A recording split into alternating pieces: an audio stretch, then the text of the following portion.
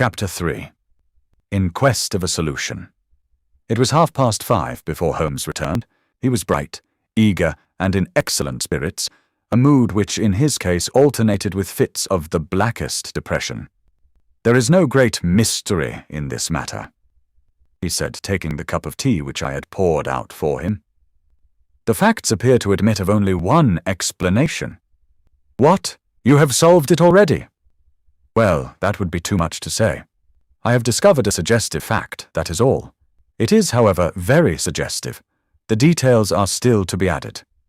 I have just found, on consulting the back files of the Times, that Major Sholto of Upper Norwood, late of the 34th Bombay Infantry, died upon the 28th of April, 1882. I may be very obtuse, Holmes, but I fail to see what this suggests." "No, you surprise me. Look at it in this way, then. Captain Morstan disappears. The only person in London whom he could have visited is Major Sholto. Major Sholto denies having heard that he was in London. 4 years later, Sholto dies. Within a week of his death, Captain Morstan's daughter receives a valuable present, which is repeated from year to year, and now culminates in a letter which describes her as a wronged woman. What wrong can it refer to except this deprivation of her father? And why should the presents begin immediately after Sholto's death, unless it is that Sholto's heir knows something of the mystery and desires to make compensation? Have you any alternative theory which will meet the facts?" "But what a strange compensation, and how strangely made! Why, too, should he write a letter now, rather than 6 years ago? Again, the letter speaks of giving her justice. What justice can she have? It is too much to suppose that her father is still alive. There is no other injustice in her case that you know of." "There are difficulties. There are certainly difficulties," said Sherlock Holmes pensively. "But our expedition of tonight will solve them all. Ah, here is a four-wheeler, and Miss Morstan is inside. Are you all ready? Then we had better go down, for it is a little past the hour." I picked up my hat and my heaviest stick, but I observed that Holmes took his revolver from his drawer and slipped it into his pocket. It was clear that he thought that our night's work might be a serious one. Miss Morstan was muffled in a dark cloak, and her sensitive face was composed, but pale. She must have been more than woman if she did not feel some uneasiness at the strange enterprise upon which we were embarking, yet her self-control was perfect, and she readily answered the few additional questions which Sherlock Holmes put to her.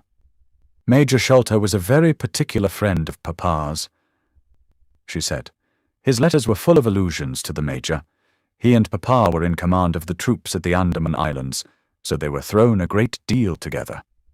By the way, a curious paper was found in Papa's desk which no one could understand. I don't suppose that it is of the slightest importance, but I thought you might care to see it, so I brought it with me. It is here." Holmes unfolded the paper carefully and smoothed it out upon his knee. He then very methodically examined it all over with his double lens. "It is paper of native Indian manufacture," he remarked. "It has at some time been pinned to a board. The diagram upon it appears to be a plan of part of a large building with numerous halls, corridors, and passages. At one point is a small cross done in red ink, and above it is 3.37 from left, in faded pencil writing. In the left-hand corner is a curious hieroglyphic, like 4 crosses in a line with their arms touching. Beside it is written, in very rough and coarse characters, 'The sign of the four, Jonathan Small, Mahomet Singh, Abdullah Khan, Dost Akbar.' No, I confess that I do not see how this bears upon the matter. Yet it is evidently a document of importance. It has been kept carefully in a pocket-book, for the one side is as clean as the other. It was in his pocket-book that we found it. Preserve it carefully, then, Miss Morstan, for it may prove to be of use to us. I begin to suspect that this matter may turn out to be much deeper and more subtle than I at first supposed. I must reconsider my ideas." He leaned back in the cab, and I could see by his drawn brow and his vacant eye that he was thinking intently. Miss Morstan and I chatted in an undertone about our present expedition and its possible outcome, but our companion maintained his impenetrable reserve until the end of our journey. It was a September evening, and not yet 7 o'clock, But the day had been a dreary one, and a dense, drizzly fog lay low upon the great city. Mud-coloured clouds drooped sadly over the muddy streets. Down the Strand the lamps were but misty splotches of diffused light, which threw a feeble circular glimmer upon the slimy pavement. The yellow glare from the shop windows streamed out into the steamy, vaporous air, and threw a murky, shifting radiance across the crowded thoroughfare. There was, to my mind, something eerie and ghost-like in the endless procession of faces which flitted across these narrow bars of light. Sad faces and glad, haggard and merry. Like all humankind, they flitted from the gloom into the light, and so back into the gloom once more. I am not subject to impressions, but the dull, heavy evening, with the strange business upon which we were engaged, combined to make me nervous and depressed. I could see from Miss Morstan's manner that she was suffering from the same feeling. Holmes alone could rise superior to petty influences. He held his open notebook upon his knee, and from time to time he jotted down figures and memoranda in the light of his pocket lantern. At the Lyceum Theatre the crowds were already thick at the side entrances. In front, a continuous stream of hansoms and four-wheelers were rattling up, discharging their cargoes of shirt-fronted men and beshawled, bedimonded women. We had hardly reached the third pillar, which was our rendezvous, before a small, dark, brisk man in the dress of a coachman accosted us. "Are you the parties who come with Miss Morstan?" he asked. "I am Miss Morstan, and these two gentlemen are my friends," said she. He bent a pair of wonderfully penetrating and questioning eyes upon us. "You will excuse me, miss," he said with a certain dogged manner, "but I was to ask you to give me your word that neither of your companions is a police officer." "I give you my word on that," she answered. He gave a shrill whistle, on which a street Arab led across a four-wheeler and opened the door. The man who had addressed us mounted to the box, while we took our places inside. We had hardly done so before the driver whipped up his horse, and we plunged away at a furious pace through the foggy streets. The situation was a curious one. We were driving to an unknown place on an unknown errand, yet our invitation was either a complete hoax, which was an inconceivable hypothesis, or else we had good reason to think that important issues might hang upon our journey. Miss Morstan's demeanour was as resolute and collected as ever.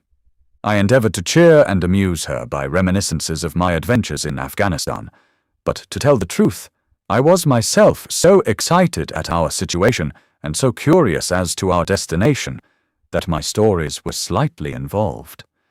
To this day she declares that I told her one moving anecdote as to how a musket looked into my tent at the dead of night, and how I fired a double-barreled tiger cub at it. At first I had some idea as to the direction in which we were driving, but soon, what with our pace, the fog, and my own limited knowledge of London, I lost my bearings and knew nothing, save that we seemed to be going a very long way. Sherlock Holmes was never at fault, however, and he muttered the names as the cab rattled through squares and in and out by tortuous by-streets. "Rochester Row," said he. "Now Vincent Square. Now we come out on the Vauxhall Bridge Road. We are making for the Surrey side, apparently.